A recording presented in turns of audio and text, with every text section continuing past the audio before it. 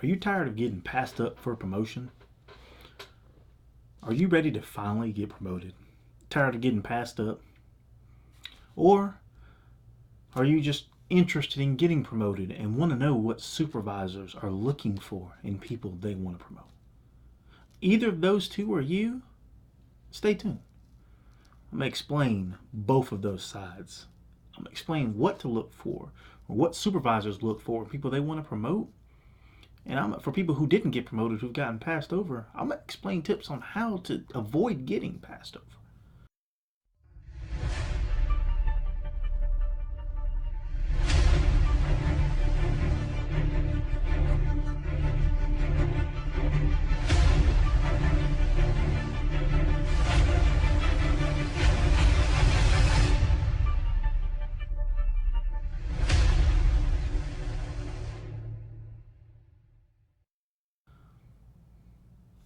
All right, guys, welcome here. My name's Dante from 5 Minute Mornings. Some of y'all are like, what is 5 Minute Mornings?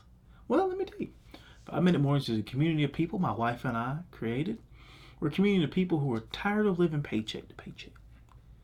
We're tired of always relying on that next paycheck to come in to make sure we have all next month's expenses. We're a community of people who are looking forward, actually not looking for, working for, towards becoming financially free. The way we do that is through motivation, education, and accountability. Those three things, even you can become financially secure. Anybody can become financially secure. That sounds like something that you would be interested in? Put down in the comments, let's get started. But back to why we're here. Are you looking to be promoted? Do you want to be promoted? Or have you been passed up for promotion a couple times? Well, if you have, I'm going to give you just 5 tips. Well, I'd say not tips, because I'm going to explain. Tips are just something you give somebody as they're going. 5 ways to get a company to look at you and pick you for promotion over the other guy. But these are 5 things you have to do in conjunction with each other. Can't just be 1 or 2 or 3. If you do all of these things, it's not a matter of if you will get promoted. It's just a matter of when. And that's coming from a supervisor, because I am a supervisor. My wife's also a supervisor. That's coming from us. So if we say it as supervisors, then you can be sure that's what companies are looking for. The first thing is attitude. Do you come to work every day? Are you mad? Are you sad? Are you always complaining? Are you always gossiping? Hanging out with that crowd that's always gossiping against people?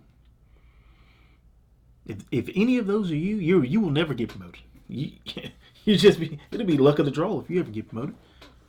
Because what's going to happen? What happens when you're in those groups is they don't want to see you get promoted over them. So what will happen is people start snitching. Are you going to promote that guy? But he did this, and this. He talks about so and so like this and this. He said this about you. Are you really going to do that? You really going to promote that guy? They end up throwing you under the bus. Don't be one of those people. Come to work happy, glad to work, enthusiastic, and make sure you avoid, it's not all possible, but avoid getting in one of the gossip groups, because that will hinder your promotion progress so much. Let's go ahead and move on to number 2. Motivation. Are you even motivated to be there?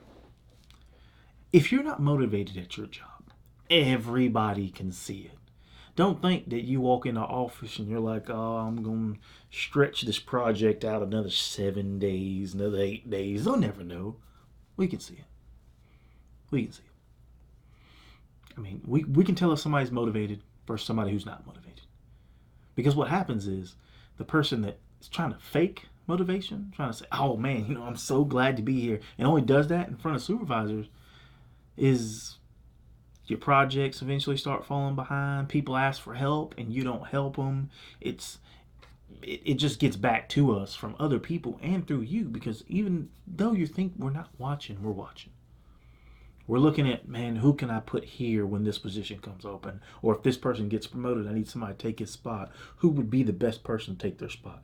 Companies are always looking for those people.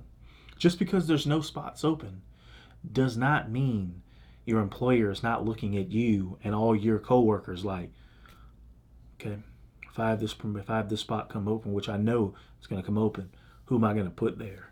And then from then on, they've been looking at you, looking at what you're doing, looking at who you're hanging around with, looking at what you're talking about, looking at how motivated you are when you come to work.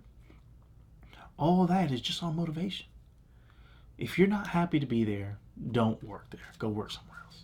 I know some of you are stuck, but if you're stuck working a job you don't like, don't anticipate getting promoted. Look for a job that you like while you're working at that other job and work on getting that other job. And then work on getting promoted there.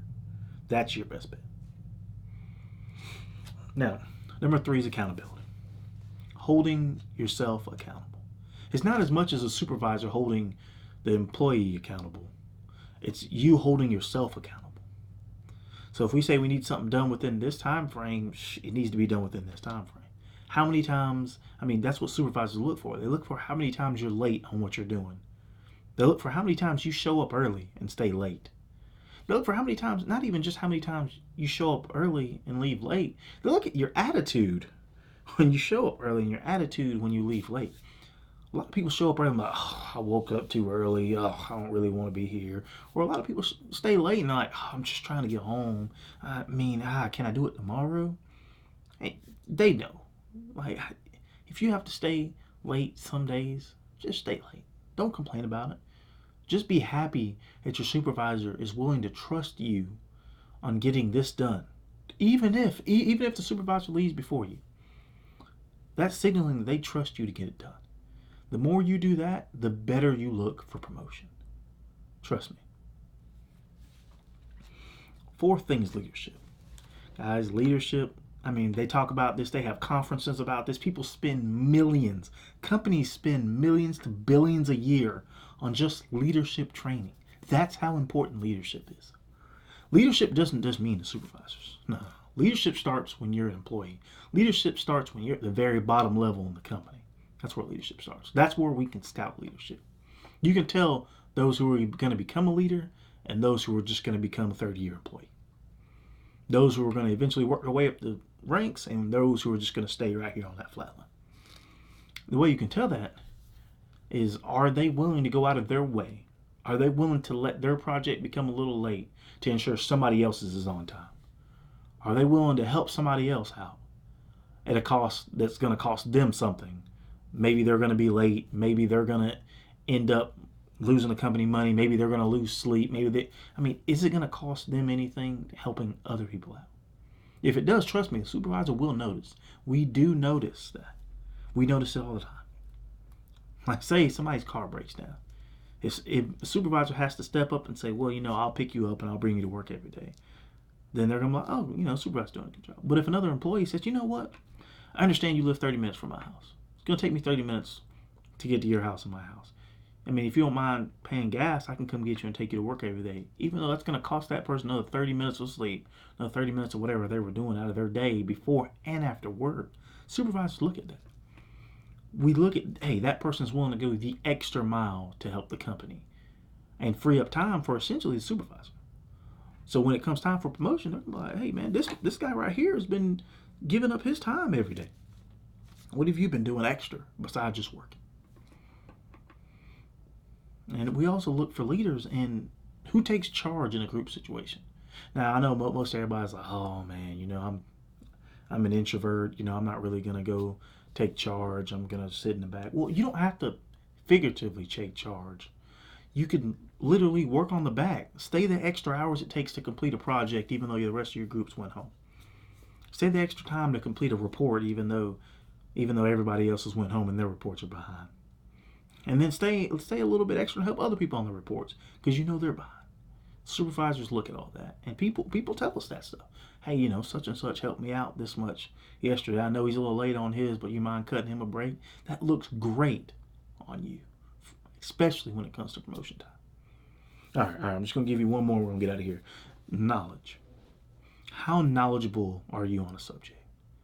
Supervisors look for people who are not only knowledgeable on the subject, but are willing to go and learn more.